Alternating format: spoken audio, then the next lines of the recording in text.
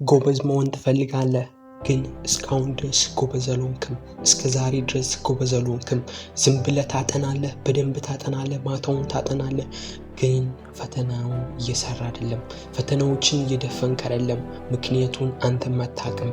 እንግዲህ በዚህ ቪዲዮ ይህንን ችግርህን ፈተህ እንዴት ጎበዝ ተማሪ እንደምትሆን በዚህ ቪዲዮ ግልጽ አድርጌ እነግርሃለሁ ማለት ነው። ቪዲዮውን እስከ መጨረሻው የመጀመሪያው ስህተት የምንሰራው ምንድነው? መጨነቅ በጣም መጥፎ የሆነ ነገር ነው። ትምህርቱ ራሱ ቢቀርባችሁ ይሻላል ከምትጨነቁ ማለት ነው። ሳትጨነቁ በደስታ ራሳችሁ ደስ ብሏችሁ ከሆነ ጥያቄውን ትሰራላችሁ ማለት ነው። ምክንያቱም ምንድነው ካላችሁ በምንጨነቅበት ጊዜ አይምሯችን አያስታውስም ወይም አልፎን ሄደን ተምረን የሄድነውን ወይም ያነበብነውን ነገር አያስታውስም። ጭንቀቱን ነው የሚያባብሰው። ጭንቀቱን ነው በደንብ እንትን የሚለው።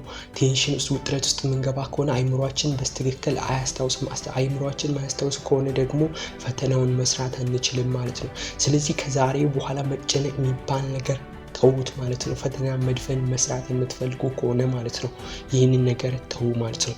ሁለተኛ የምንሰራውን ነገር ደግሞ ረጅም ሰዓት ቁጭ ስላልን እያወቅን ያነበብን እየያዝን ይመስለናል።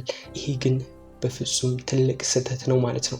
ረጅም ሰዓት ቁጭ ማለትን ምንም ፋይዳ የለውም፣ ምንም ጥቅም የለውም ማለት ነው። ስለዚህ አጭር ሰዓትን ቢሆን 30 ደቂቃ ቢሆንም ያንቺን 30 ደቂቃ በትኩረት የምትጠቀሙ ከሆነ በቂ ነው ማለት ነው። ስለዚህ አብዛኞቻችን ለረጅም ሰዓት ተቀምጠን ብዙ ያነበብን ይመስለናል። ያ ግን እንደዛ አይምሯችን ሲደክመው በቃ መያዝ ይተዋል ማለት ነው። ስለዚህ ብናነብም አይምሯችን ላይ አያያዝልንም ማለት ነው። ስለዚህ ይህንን ችግር ለመፍታት ምንድነው ማድረግ ያለባችሁ? ለ30 ደቂቃ ወይም ለ1 ሰዓት አንብቡና ከዛ በኋላ እረፍት ውሰዱ ማለት ነው።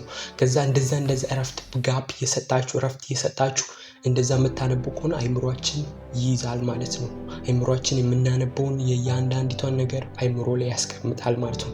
እነዚህን ነገር አድርጉ ማለት ነው።